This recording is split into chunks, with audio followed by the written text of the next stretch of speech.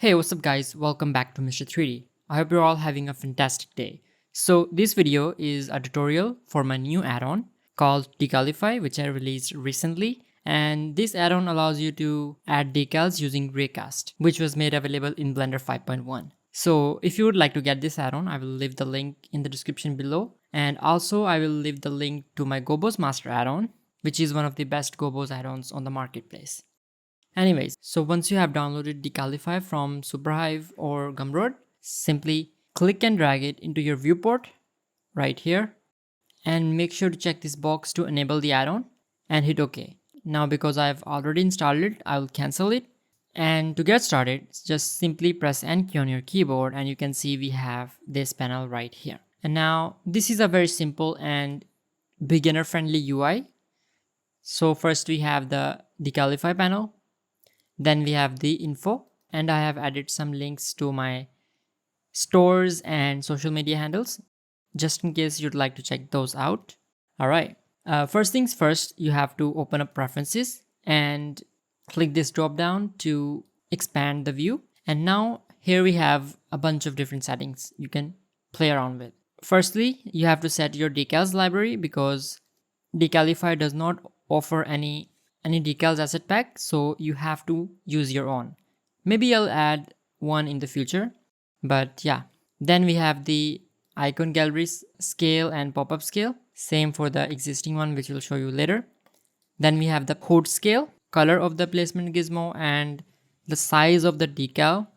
So this is 20% of the viewport, so it will be like this much bigger when you import it, or if you want to make it a bit higher, just increase it.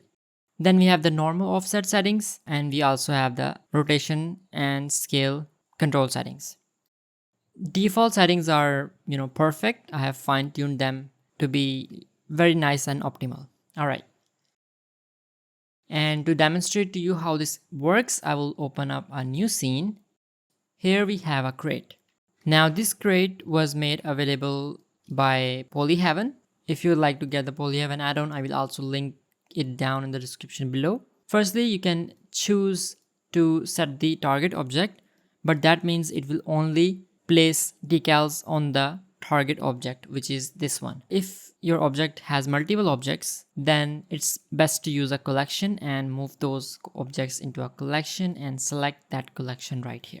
Now, every object in the collection will be eligible for decal placement. Okay, so you can simply refresh this and this will load all the decals from the directory you have added in the add-on preferences. Or if you'd like to use your custom library temporarily for that specific project file, then you can use custom directory and open that up right here and hit load, and it will load the decals from the directory right here. So I will use the preferences one. So here I have these and I can select any of these from here. Then you can see we have instances only and rough surface mode as well. Click on add decal and you can place it wherever you want. And right here you can see that we got gizmo hotkeys we can use. So we can press shift to scale it down or up, increase or decrease the scale. Then you can hold alt to fine scale it and control for the rotation, alt control for fine rotation. If you want to reset the rotation, press R, or for scale, press S. And now I can go ahead and start placing decals. And then you can place it right here and this. So if you didn't like the placement of the decal, then press backspace to remove the last placed decal. And as you can see that it is behaving weirdly, it's like rotating like that, and that's because we are using flat surface mode and it is using the face right below our cursor and capturing its normals and applying those to the decal plane. And this is where rough surface mode comes in handy. So we'll take a look at it in a bit, but as you can see, we have this nice, like it's also taking shape of the topology, which is nice. So that is it for this one. Now if you want to add this one, just simply place it right here and you can click this button and this will load all the decals you have used in the current blend file. you can use the existing ones from here as well. But if you want to replace the decal after you're done, you can simply press replace decal right here and it will allow you to replace it. Then you also have the normal offset controls.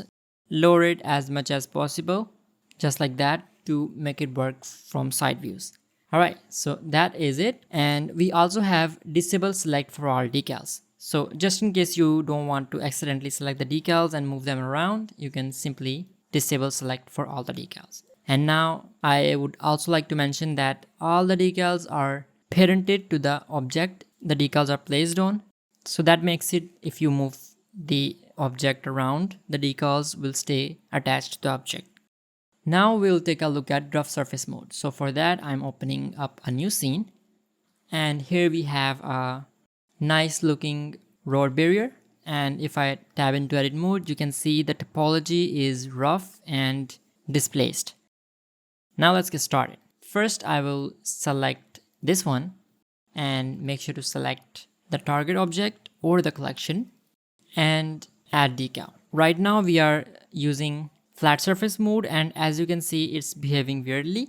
If I right click and cancel it out, then click on the button and add decal back again, you can see it's rotated around 170 degrees, and that's because this mode is in experimental stage and it will rotate the decal weirdly, just like that, you can see. But yeah, we'll fix this in future updates. Alright, so now you can see that with the rough surface mode, it is behaving very nicely. So as you can see, it's working perfectly fine, and it is also taking the shape of the geometry of the object we are placing on. And this is how easy it is. Now I'm also working on realistic tear effect for the decals, and that should be out very soon. Let me know what you guys think about Decalify in the comment section below. And make sure to check out my Gobos Master add-on, and I'm currently in the midst of making version 4, which is going to be filled with new features such as making your own custom gobos, rendering the presets, and so on and so forth. So yeah, keep an eye out on that as well. That's been it. Let me know what you guys think about it in the comment section below, and of course, if you like this video or you found it useful, you can give it a thumbs up. And I will see you guys in the next one. Peace out.